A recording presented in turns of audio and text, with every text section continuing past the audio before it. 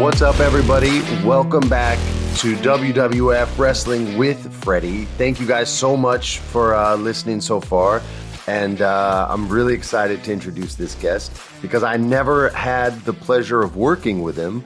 I left the company before he came in, and now it's time to start the show. Now stepping up to the mic, the host of Wrestling with Freddie, Freddie Prinze Jr.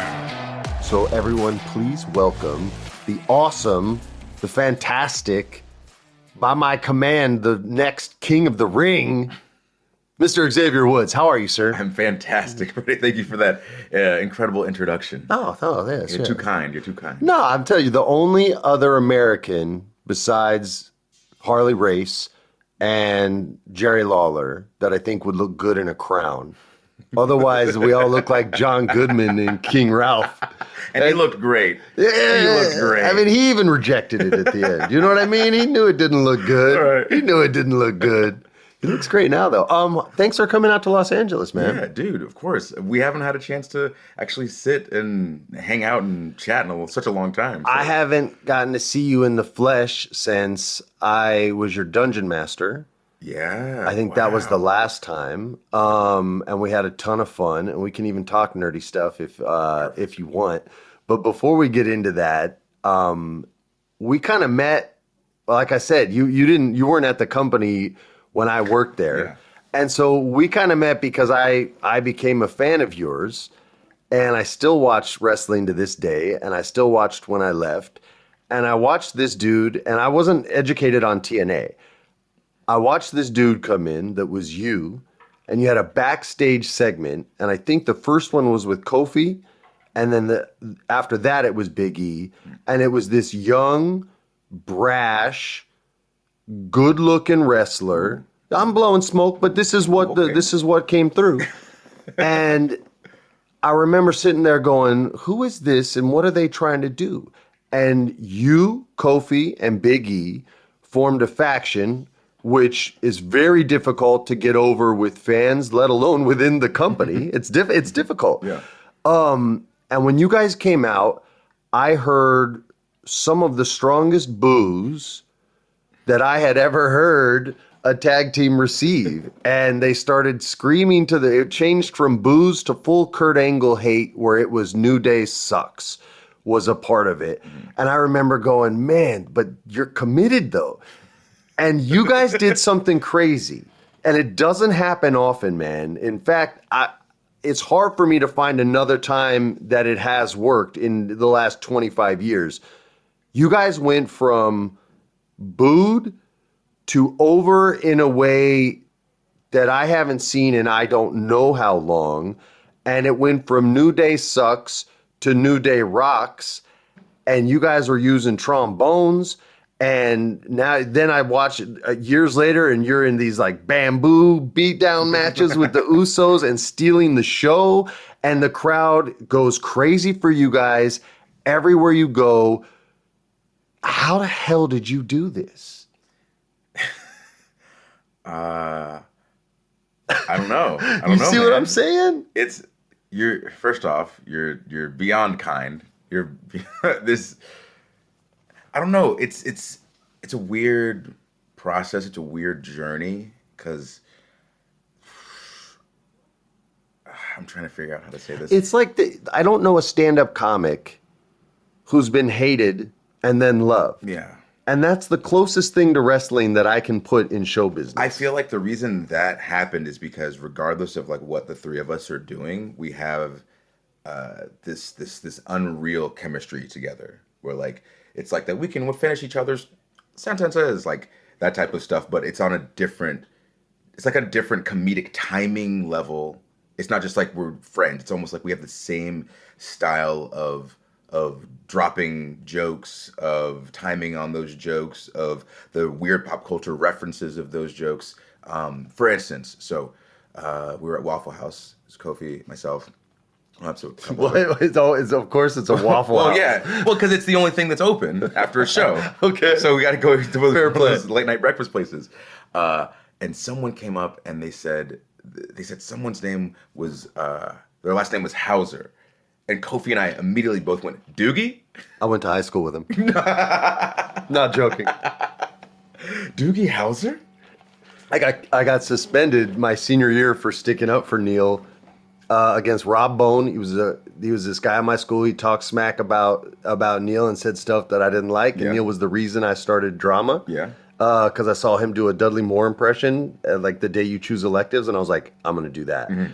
And I still can't do a good one. But he spoke out the side of his face, and he got hit, and he played football. I didn't, so I got suspended.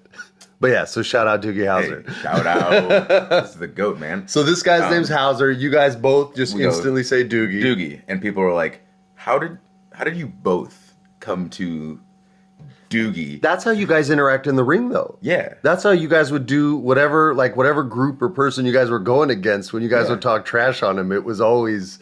But that's why it works, because there's that chemistry of like anything that I say, they will laugh. Anything that they say, I will laugh. Like, so no matter what we say, whether they're bad jokes or things that are just ridiculous, like as long as we're laughing and having a good time, someone's like, oh, God, these guys. It's hard to hate when people are just like having a good time. So this is a high level thing. So Larry David has a similar philosophy. Mm-hmm. He says, when you have confidence in yourself and in your jokes, there are no bad jokes. No. There's only bad audiences. Yeah. And so he'll turn it on even more if he knows it's bothering you, just to drive that point home, to the point where he got his own TV show and everyone fell in love with what is in essence a horrible person. Yes. And when you guys were heels, you were pulling this off. And it was, I don't want to call you guys unicorns, because you guys actually came out with unicorn horns. Very good reason for that, though. But it's probably dirty. No, it's not. Is it not? No. Okay, I was going to say this is G-rated. I'm just kidding. You can cuss. So my girlfriend in high school, she would always talk about this movie, The Last Unicorn. And I'm like, I'm not watching this, whatever. Finally, we sit down and I watch it. And I'm like, this is the most amazing animated film I've ever seen. So the whole, I know. The whole idea of the movie is that this is the last unicorn, and magic is almost gone because there's only one unicorn left. And unicorns are the ones who bring magic. And so in my head, we came up with this thing that we brought magic back to wrestling, and we're like, so we're unicorns. That's what my brain did. And so we said it in a promo once, and it was hilarious to us. And so then we started coming out with our fingers on our heads. To us, people listening, like, if you're insecure about your art, what he just said is great. It was funny to us. It was funny to us. That's we'll talk about that later. I'm sorry for interrupting, but that's like hugely important. It's a great point. So there's a clip that I just recently saw. It's an older clip. It's Kevin Nash, and he's talking to somebody, and he's explaining. He says, like, screw those 20,000 people in the arena. Anything that I'm saying on a microphone is for me and maybe 7 people in the back, and that's about it. And I was like, I sent it to the guys. I was like, this is us. Yeah. Like, we're legitimately just trying to make each other laugh, but that type of fun, it's something that you want to be a part of. Like, if I see a group of people and they're laughing at something, even if I didn't think it was funny at first, I'm like, but they're having a really good time. You know what? And the point, the point of our existence, again, I'm going to get a little existential because I'm in that zone, is to have fun. Yeah. I don't know what this life is. I don't know if there's a point. I don't know if there's a meaning. So what should I do in order to get the most out of this? Well, I should enjoy it as much as possible. And if I can do something that then translates into other people enjoying their experience here as well, because this could all blow up tomorrow. Comet might hit like the dinosaurs. We might be poof. It better not. I got big plans this year. I know, right? I know. But that's the thing that makes me believe. Do what is going to make you smile. Do what's going to make you happy. And that in turn is going to hopefully extend to other people and make them happy. And so you talking about people hating us, is because we fully committed to that idea that I just said. Like, it's the power of positivity. And at first you hear it and it's like, even us, when we heard it, we're like, oh, we're going to be like, it's like a choir thing. Gospel, this is not what we were thinking about when we brought all this to you, but fine. And so we thought, we got the ball. So we have to fully commit. And there's been situations where people think like, man, I got this thing thrown at me. Whatever. This sucks, so I'm just going to try to get it changed. It's like, well, this is our shot. In my head, there's like, this is my last shot. I wasn't in a good place like before this. This is the best that I felt in wrestling is with these two guys. And I really believe that we have something. And so it's like, we have to fully commit to this because this is what we wanted.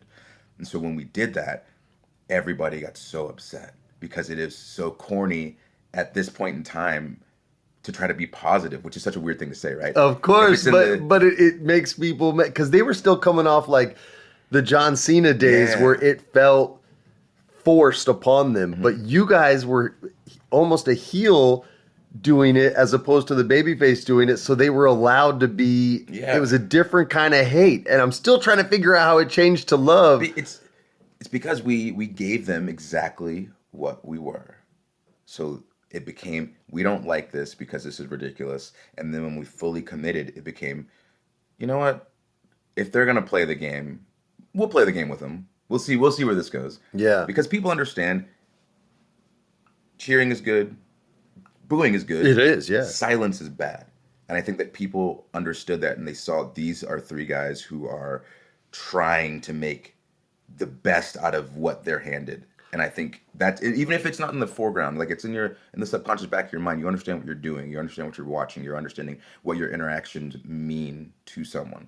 And when you see someone committed to the work, it makes it very easy to watch. Yes. I remember when I would teach their promo class, I showed them the scene from Liar Liar where Jim Carrey is trying to write the word red. Mm-hmm.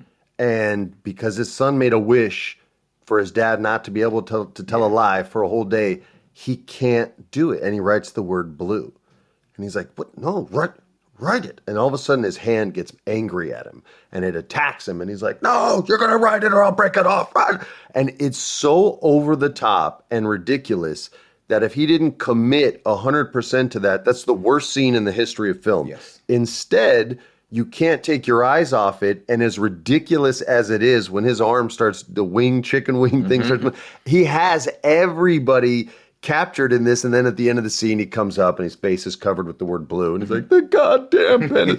and I'm looking at everybody and I'm trying to tell them, I would also play them stand up because I compare the two art forms. It's as close as I can make a comparison to, because it's not like the movie business at all. And I learned that very quick when all my promos would get rejected because they were like 8 minutes long. But when I watched you guys turn face, so to speak, and for people that aren't wrestling fans who are just like listening for the stories, when you go from a good guy or a bad guy to a good guy, they say you're turning face because you're a baby face now and everybody's going to love you. You guys made this turn and you have this life outside of wrestling, as does Kofi, as does E, that you guys are very, very public about. And you bring a lot of yourselves into these WWE characters in a time where that was done. Because if we back up, when I was a kid, everything was 100% real. These were sporting contests. They were fights. It was like Ali versus Holmes. And then after Montreal, everything kind of got flipped on its head. And all of a sudden, there was this argument of, well, it's this much real and this much. But back in the old days, you weren't necessarily Dr. Death. You know what I mean? But you had to live that gimmick, because if you were a bad guy signing autographs in the back, how bad a guy are you, right? And then after the screw job happened, all that went away. And people were like, yeah, man, it's just a show. It's just characters.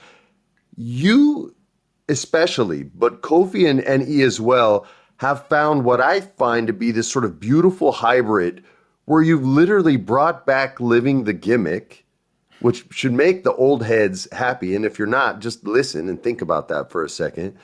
You're living the gimmick. You got yourself over first, then got the gimmick over, and it's almost like old school wrestling all over again, but the real MTV's Real World Season 1 version of it. It's so crazy to me. And you literally, it's almost like watching old school wrestling again, but through a contemporary lens, because young people freaking love you guys. They love you guys. They may be watching the internet all the time and don't know about cable TV, but they love you guys. And they watch you and they follow y'all on social media. And you're so interactive with them, whereas a lot of the older heads just aren't. Or if they are, they're just complaining. You know what I mean? Like, you don't get it. You don't get it. And it's like, well, you both don't get it.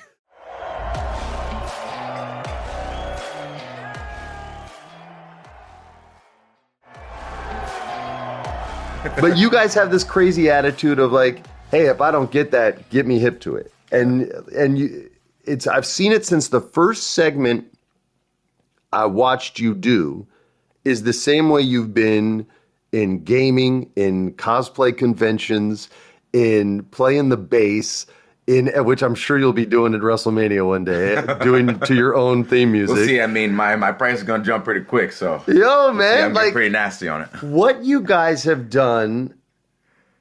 I mean, am I crazy? Is this just me overthinking it, or do you see yourself as like, yo, it's not even a gimmick. It's I'm living this and this is me, and I just found a way to make it work. I think the biggest part of it. So, okay, so to go back to let's say developmental, so like SCW, we'd have promo days, and you can come as whatever character or whatever thing, cut whatever promo you want. For me, it became the thing of, all right, I'm not, six. This is like what my script since I was little has been. Like, I'm not going to be 6'2". I'm not going to be like 250 pounds. Like, I got to figure out like what can I do to like, rise to the occasion or whatever. Yeah.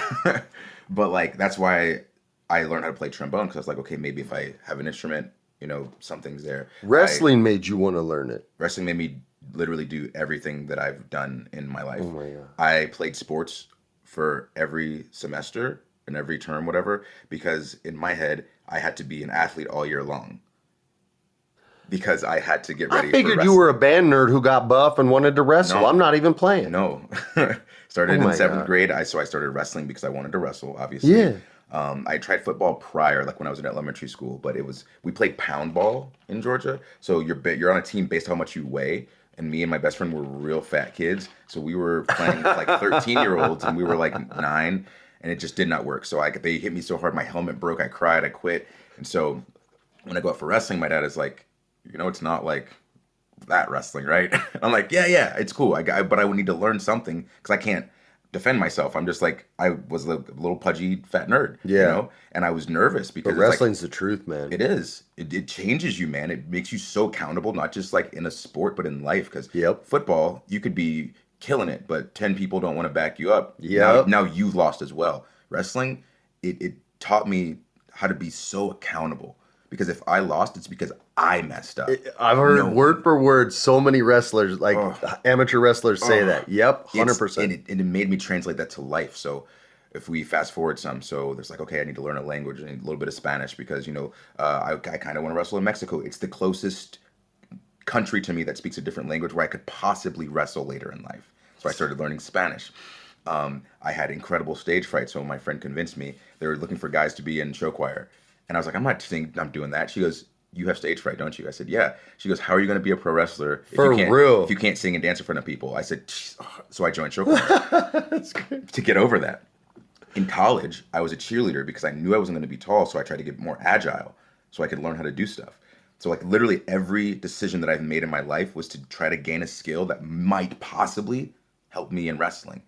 And so when I got to the point where I was in developmental, I was like, cool, now I need some sort of gimmick. I need something. So I tried to be the son of Papa Shango. So Xavier Shango. So I was a motivational speaker. I was that 90s guy. So I had like a yak back, Turtles backpack. Yes. I tried to be like me, essentially. I tried to be like a real American with Jack Swagger. I had so many different things to the point. I remember the Jack Swagger kid. Yeah, yes, right. Yeah. So I tried so many different things to the point where one time I got a review that said like I have too many ideas. So in my head, in my how is that a bad thing? Yeah, I've never heard that as a criticism in my life. Right? And so in my head, I was like, I don't even understand what that means. So I would like get upset and like I'm going to make more ideas. I'm going to try to be more creative. And I had so many people telling me like, this will never. I have a list, a legitimate list. Breeze will tell you this. He's seen this. I have a list of things in developmental that I wanted to do, and it's a list of things that people told me I will never be able to do, and I'm almost done with it. I'm almost done checking things off of it. It feels so good. It's disgusting how good it feels. Yeah. And so all of that is why, like, once it got to the point where we could try to create New Day, I had this idea in my head, and I don't know if I ever voiced this to the guys or if it was something that I was consciously doing, but I quickly realized in trying to figure out how to get our chemistry and in-ring stuff all together, and to the point of the chemistry that we have now, which we were able to get from house shows. We were on house shows for like 4 or 5 months before we were on Sure. TV. And for those who don't know, that's when they're on the road all the time, working matches, doing promos, doing things, but there's no TV cameras there. It's just for the people that come to the house. Yes. So having that setup helped us a lot, but in trying to get our chemistry down, we kind of shed the gimmick because the gimmick became secondary to our chemistry. And then once we realized that, we leaned fully into our chemistry, and then it could be literally whatever it wanted to be. You know, You guys, you said shed, right? Because it's an evolution. yeah, And the cocoon to the butterfly. it's so funny. Like one of the ways as a young buck, that I always kind of would see if like wrestling was over is like, did they get a word over? Did they get a phrase over? Yeah. Things like that. Like Steve Austin got the what over, but One of the best, if not the best. But to me, I hate it because it kills promos, right? Like if somebody doesn't know their stuff, shut it down. then they get. But that's what I like, because if the crowd is Look not at you. there interacting, trying to mess with us, trying to knock us off our game, like to me, that is what pro wrestling is. Is what do you do when you mess up? This is why I say it's like stand-up comedy. when you guys you- are like boxers in Yeah. there, and the crowd is the opponent. Yes, and they want you to outsmart them. They want you to hit them with a zinger. They want to be shut down, because then they go, "Oh, he's good." Yeah. And that's what all this is. If you go A B C D, if you like, that's whatever, cool. That's fun. Everything works. People like it. Everyone enjoys it. But what do you do when things go awry? I remember the first time I saw Roman get the crowd with his promo. And I literally was like, either he just figured it out or he just took like a full court shot and made it. Yeah. But it was the first time they stopped whatting and did that exact moment. And it's funny because I'm sitting here going, as a writer, right, going, oh God, I hate the what. I've seen it. And you're like, no, give it to me. That's why you're able to get these ideas over and get them through. People know when it's real. Yeah, it's so much more fun, because now we're playing. This is all of this is a game. And they are a part of the show. Yeah. They want to be, and they are a part of the show. When you're watching wrestling on TV, you cannot even almost feel the energy in the building. You cannot even almost comprehend or even almost fathom what the energy is like, but you can hear it. That's the indicator. So even if I'm watching something and I'm not fully invested, or I'm cooking dinner or something, but I hear the audience, I go, I need to turn and watch that. Yeah. That makes it so much better. How many matches, if you would have seen just like with no crowd, flat, no noise, the match, this is a good match, but that energy that you're trying to experience through audible. This is a good point, because I was, like I said, I was kind of like anti-crowd. Yeah. And then the pandemic hit. And everyone was like, oh, this is going to be brutal. I'm not joking. I was like, finally, I can watch what I want to watch the way I want to watch it. And after the first one, I was like, oh, man, I really miss crowds. This is brutal. I was way wrong on that. It's 100% wrong. Studio wrestling, like, it's not easy. Everything hurts 10 times worse. Yeah. Because there's no adrenaline. Yeah. You're trying to create it and hope, like, you get to a point where, not that, like, you can just wrestle and know automatically if it's good or bad, but like you have a feel for like, this was entertaining, maybe. Oh, the crowd's going to let you know. Exactly. They have their chance too, that they got over. Yeah. You know what I mean? I've heard you guys get your "this is awesomes." Like that's a powerful thing it's instant gratification. Yeah. Like if I make a movie, it's 8 months before you see it. Yes. And I've already decided how I feel. Yep. Like there's no, for me, there's like no point in any of this if there's no test. Yeah. Like I want to be tested. I want to pass. I want to fail. I want to get better. I want to know where I'm at. You're not big on participation trophies, I'd imagine. No, dude. Like, don't give it to me. Like, I didn't earn this yet. Yeah. I don't want it if I haven't earned it. And the only way I can find out if I've earned it is if I'm tested on the material. So before we nerd out, Yeah. I just want a lot of people listening, because I do believe a lot of people from social media that follow both of us will watch this, and I do believe a lot of those people are artists in some way, shape, or form, whether it's painters, animators, sculptors, wrestlers, actors, musicians, whatever.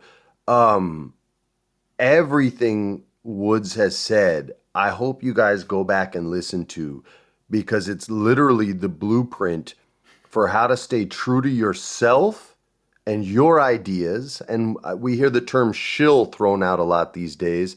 A shill is someone that is catering to the fans. And that is the opposite of what an artist should be doing. They should be making the art they love and then expressing themselves truthfully and honestly. And then the power becomes the fan or the audience. And you get to decide whether you love it as well or whether you don't connect to it.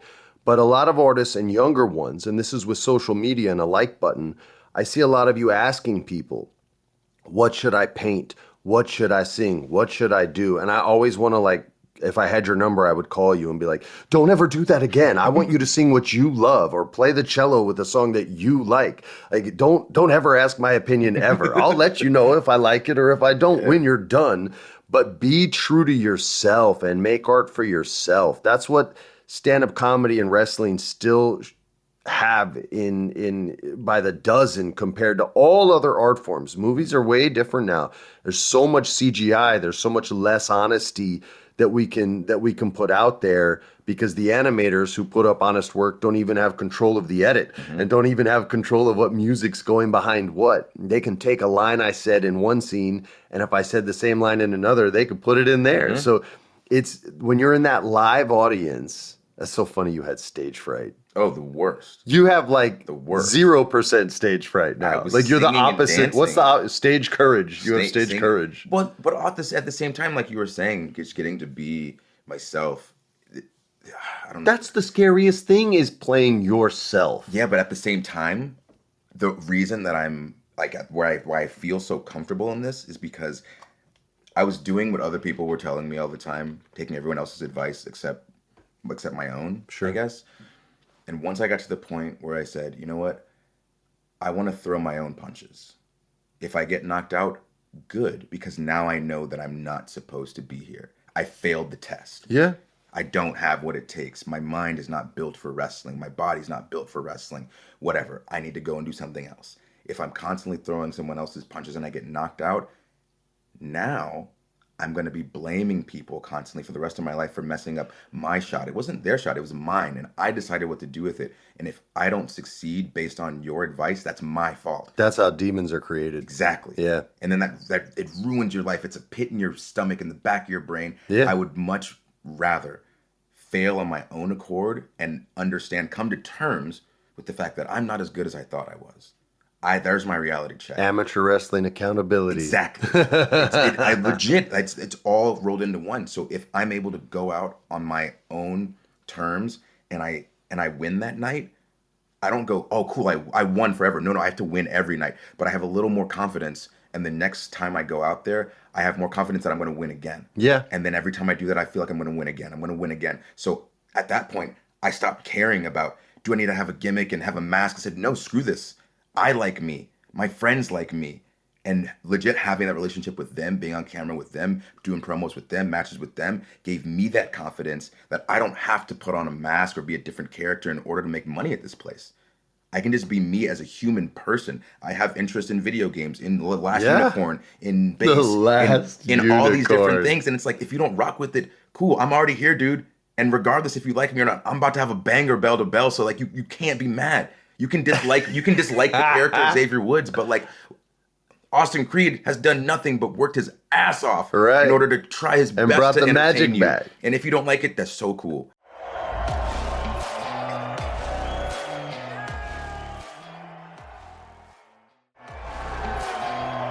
It's totally, you don't have to like what I do. You don't have to enjoy my art. That's totally fine.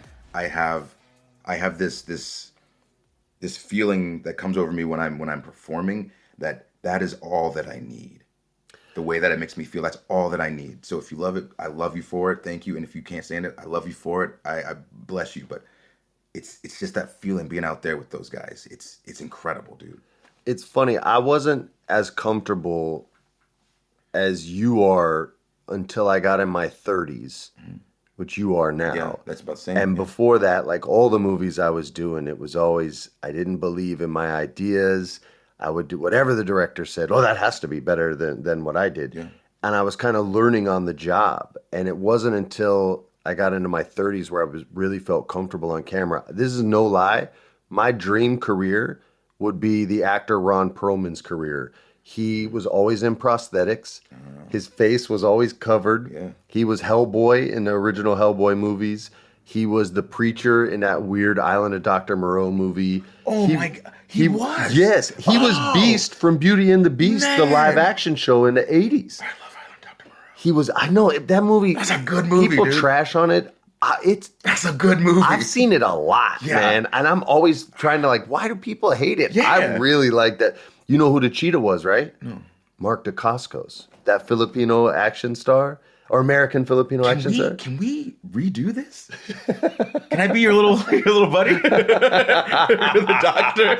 Let me get Humongous, bro. That would be the greatest movie ever.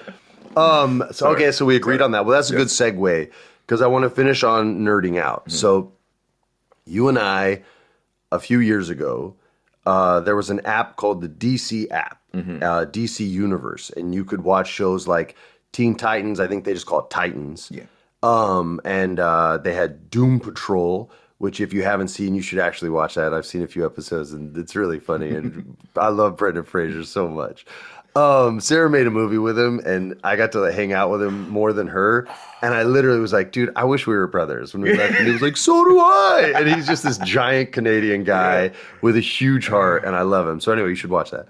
But anyway, we made a show there that was a tabletop role-playing game, which for those of you who don't know, it's like Dungeons and Dragons, only they've made Dungeons and Dragons in all kinds of worlds. Some of them are in space, some are in the future, some are in the Wild West, some are D&D. And we made one that was in the superhero world.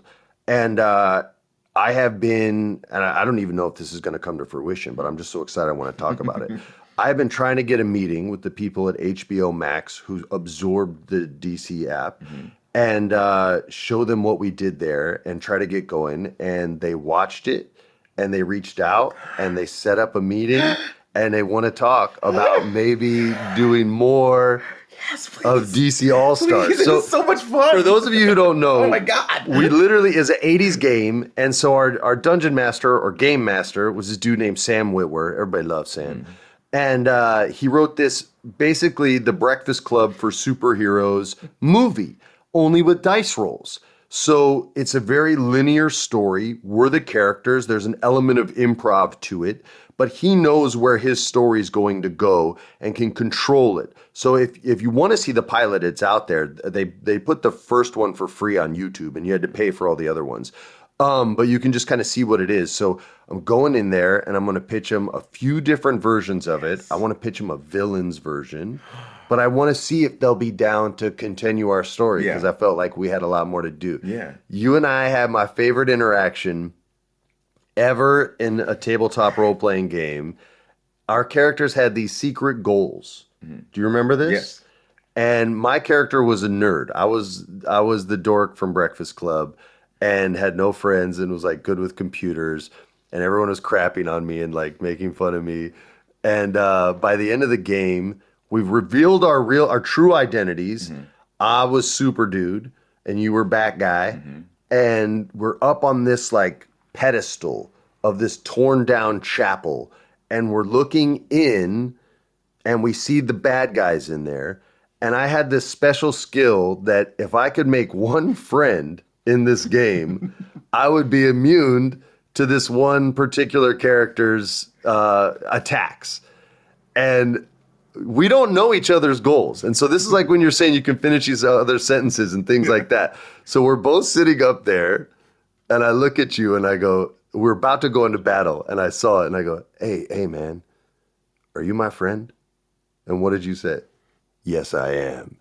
And I literally threw my paper in the air and I was like, I'm jumping in and I'm taking out Lex Luger. And you said if I make a friend, his attack doesn't work. So screw you. And Sam just throws his pencil in the air and he's like, oh my God, what did I do? Why did I give him the secret?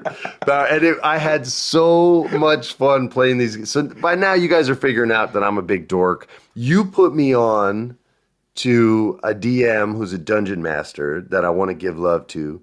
And they told me since this is my podcast, I'm allowed to do this. Do what I want. His name is KG Tang. And he had an online professional wrestling D&D league called D&DW, which you did. Yes. And you were like this, what? It was like a luchador Yeah, elf? I was a luchador. Solamente español para ti. Oh, Sí. and did you hit him with Spanish on sí, the sí. Oh my God. You guys are seeing the nerdy stuff. So Woods calls me from the game. Yes. I think it just ended. from the game. Yeah.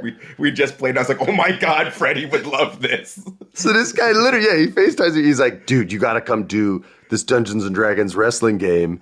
Are you down? And I was in my truck eating a sandwich. I was like, yeah, man, sure. But then I told them, I said, I got to call Freddie Prinze. They're like, wait, what? I said, yeah, Freddie would love this. What? And so they're like, so when I show them that it's you, they're like, oh my God, he's going to come and do the game.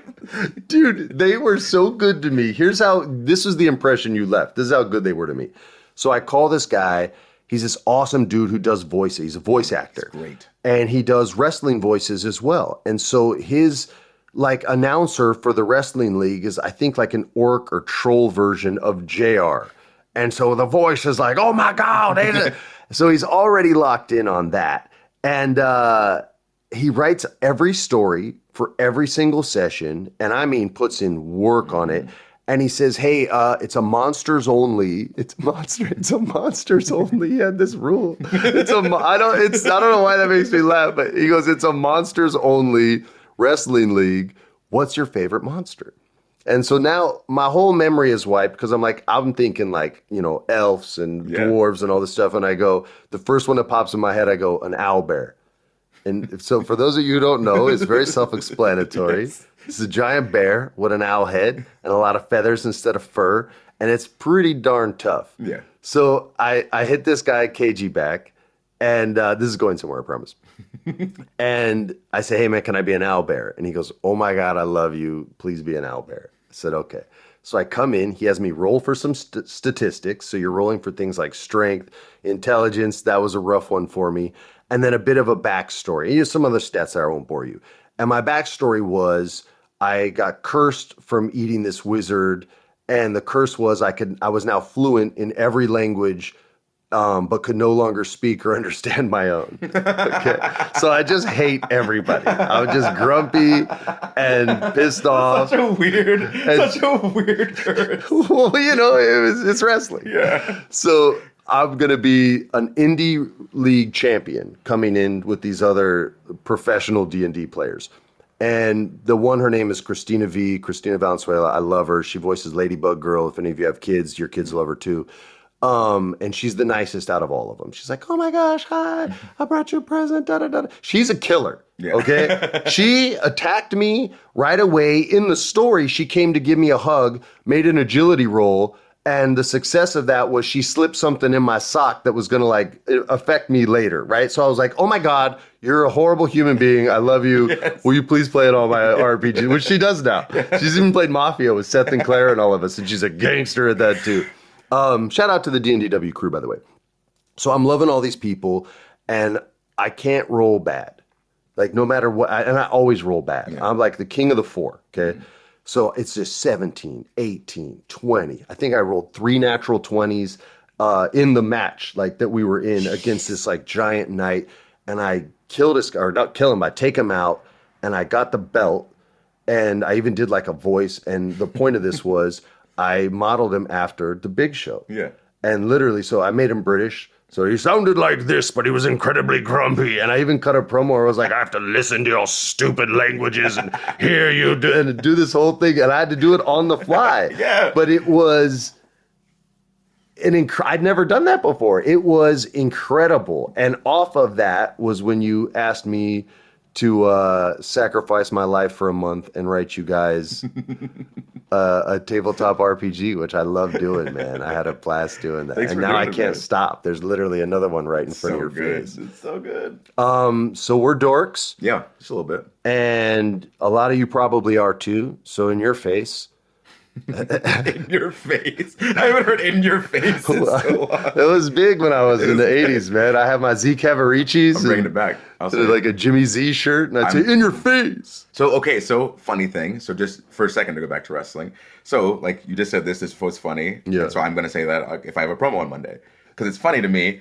And I'll tell Kofi and E this story, and I'll go, "Oh, this was funny." They'll go, "Yeah, in your face it was." No, I said that in a long time, and we'll say it, and we'll giggle, and someone will go, "What? Why did they say in your face?" Yeah, to ridicule me. Yeah, so that's perfect. But that again, like just having fun, coming and doing this, like we're just having fun. I feel like this is what people enjoy. You guys have created something that I love watching, that makes my kids laugh, that makes me, an old head, laugh. And I love what you guys have done for the business. I really feel, I don't like saying people have changed the business, because everything changes the business. Yeah, constantly. But you guys have really helped the business evolve and find its way back to the future of WWE fans. And their logo is what, then, now, forever. Yeah. And it's that kind of evolution that makes forever a possibility. And I think wrestling, as crazy as it is right now, I think it's in a really good place. And I think it's due for really big things in the next couple of years. And I like all the competition going around right now. And I like the vibe that your generation is laying down, which is like, yeah, I'm going to elevate, but I'm going to pull all of you up with me. Yeah. And it may not be as fast as climbing over your head, but I sleep better at night. And I love that your generation is down to do this. And I see it not just from you, but from other cats who've inspired. And it's just a different way of thinking. And I love all you guys for it, but you the most. Thanks, man. Love you too. I think that seeing and hearing all of the stories from the guys and girls in the previous men and women, of the previous generation, and being able to learn from them and sit down. So like, I wouldn't be in WWE if it wasn't for conversations with Devon Dudley. Yeah, so I got to meet him. He was so cool, like legit. So when I got released from TNA, I was in that zone of, man, I bet on myself and I lost. Maybe I shouldn't be a wrestler. Not realizing that in that point of life, so I'm still in college, and in my head I was like, I can just do my schoolwork and try to be a good wrestler, not understanding that this is a job, and jobs have politics, and you need to be friends with people, and you need to like make sure that people see you, and you need to be knocking on doors to let people know that you want opportunities, things like that I just didn't understand at the time, So talking to Devon, he gave me the game, He explained all that stuff to me. He's like, this is how you were, and this is probably why this happened. He's like, no one knows for sure, like, how things would have worked had you done things differently. But he has so much experience in a game that he can make educated guesses like that. Exactly. And so knowing things like that and hearing things from him saying, because then me telling him, maybe I'm not cut out for this. He said, no, you haven't exhausted all your options. Continue grinding, continue hustling. If this is something that you want, and you at one point thought you should be here, like, then continue to work, continue to grind, and continue to get better, and you will create more opportunities. Because people say like you find opportunities, or they find you. Like, no, you create. You create. The luck is the intersection of skill and opportunity. Yeah, like you have to be ready, and then you have to make things happen. My godfather said it's luck is being prepared when the opportunity comes your way. Yes. Yeah. And if you're not, then of course you're gonna fail. And so like by him sitting on the phone with me while I'm like crying to him about losing this goal, I love this guy even more now. Like I'm weeping, and he's on the phone with me for like 2 hours, just like comforting me, making me feel better, and then pumping me up about things. By the end of the conversation, I immediately got on the phone and started getting booked again. Like the Devon Dudley changed my life, dude. I love that guy. I love him even more now. He's the man. When I did Punky, Bliss and Flair came out and were nice enough to come and do like a bit with the new Punky girl, and he was the agent that they sent out. And so while they were working, I was just like talking to him and just nerding out. I was like, oh, dude, I used to watch it. How many tables do you think you went through? Like, just totally nerd. And he was really cool and nice to me, man. But he just looks so tough. And just, I got a soft spot for all y'all. He's the best guy, And so, like, without that conversation, I wouldn't be sitting at this table with you. We wouldn't have been talking. Like, I wouldn't be in there with Kofi and E. Like, none of this happens without Devon taking the time to, like, care about me, Yeah. And so, for me, that is how I've tried to make sure I'm trying to leave things better than they were when I got here. Because it's not wrestling, like doing things is fun and having goals. And once you achieve those goals, I feel like you then have the responsibility to make it better for the next person. Yes, there's still things that I want to do and still things that I want to achieve. That's because as you get to your goal, you move the goalpost back some because you want to find something new. Absolutely. But I've hit what I wanted since I was a kid. So while I'm still trying to achieve things that I want, I also have to put equal energy into building a better path for the 16-year-olds that want to start wrestling next year. And it's a harder road to walk, but it's an unbelievably possible road to walk down. It's just a little bit harder. And people, it's very difficult to say, don't just look out for you, but you don't have to just look out for you. Once you get to a certain point, confidence-wise, you really can bring others with you. And I hope more artists start doing that. It's wrestlers leading the way. What do you know about that? What do you know about that? It's one of those things where, you hear people, like, somebody got bullied, and this is just, like, in life. Like, so somebody got bullied before they, like, got into a good position in life, and then so, like, they're bullying people to, like, because that's how they were brought up. Like, no, like, if you got bullied and then you became, that top person, wouldn't you want to just make sure that people don't go through like the BS you went through? You want to make it better. Yeah, put them in karate school. Don't bully them. Yeah, so, give them a scholarship. so talking about Devon and just like other veterans who have like essentially like given us the game, like we know that there's certain things that we can do to make sure that we're better off. Like we get to stand on their shoulders. And that's why he's doing that and sharing those 2 hours with you, because he knew you'd be receptive to that. Yeah. He's not going to waste his time otherwise. No. But it's like we got to leave it better for the next people, and they got to leave it better for the ones after them. So like it's cool to see everything change and to be a part of such an interesting evolution of wrestling. To say the least, because I feel like the past 10 years, wrestling is like very different. Just from when I was there, there's nothing this. Women had a 5-minute match when I worked there, and 2 minutes was their entrances. Yeah. They get 2 commercial breaks now. Like, it's in the third hour of Raw. Like, wrestling is night and day. Night and day. And I love it. It's just better. We have so many talented people, and there's so many talented people, not just in WWE, but in the world that are good at this. And like, if you don't like this one, then watch that one, and you don't have to badmouth this one to say that you like this one. Like, there's so much space for everybody. Tons. Everything. Brother, you're the reason I know about pro wrestling. It's one of my favorite things to do is watch that. Yo, it is. I'm gonna talk about it. I'm gonna go deep on another episode. I even want to bring Brian on. Yeah, I want to have Kendrick here for it, because it's literally like if the Kids in the Hall from 1980s HBO and Mr. Show and Vince McMahon somehow made a baby, and that baby wanted to be a wrestler. Ooh, can I say it? Yeah, side quest. Can you follow me on the socials? Of course. Austin Creed Wins, and check me out on G4 TV, baby. Oh, yeah, we're not ending this just yet. G4 TV. So I'm not even gonna lie. When I found out they were casting for it, I legit talked to Sarah and I was like, "Yo, that was like a cool show, man." And she's like, "You're so old. They're never." I was like, "Yeah, I know. I was just talking out loud." And then I see you tweet like, "Yo, that would be like a sick job." And then it got this movement. That's the power of your positivity. It got this digital movement behind it. And all of a sudden you were like, "Yo, man, I'm going to be a host on G4. That's like a dream job." And I read the text. I was like, "Oh my God, that's amazing." Dude, it's like so unreal, because it's like that's what like all the hustle has been for, bro. Especially like in gaming and stuff. Because like, again, learning from guys like Devon, learning from veterans like that who are kind enough to have these conversations, like that transitional period from stopping wrestling and starting something else is weird. But then you think about in any profession, as you're getting older and maybe like phasing out of doing something, and you got to start chapter 3 or 4, whatever you want to call it, is like, what do I do? And it's scary. Yeah. So in my head, it's like, how can I make that transition as easy as possible without feeling that anxiety at like nearing the end of my career, whenever that may be? And it's like, just be in the space. And so getting the green light from G4, like, I don't know, that for me, that's the biggest jump that I have made in my head, because that to me is like, all right, we accept you in the gaming space. Yeah, like for real now. I totally get that. There's always in the back of my head, I'm if you haven't realized, ladies and gentlemen, I'm a very anxious person.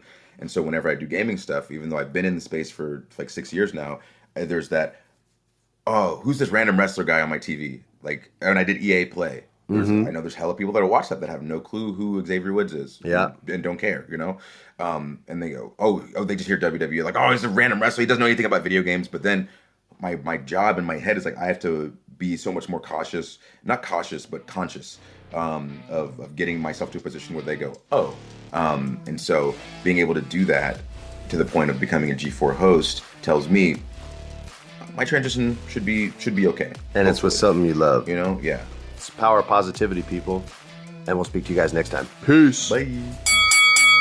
This has been a production of iHeartRadio's My Cultura Podcast Network. For more podcasts from iHeartRadio, visit the iHeartRadio app, Apple Podcasts, or wherever you listen to your favorite shows.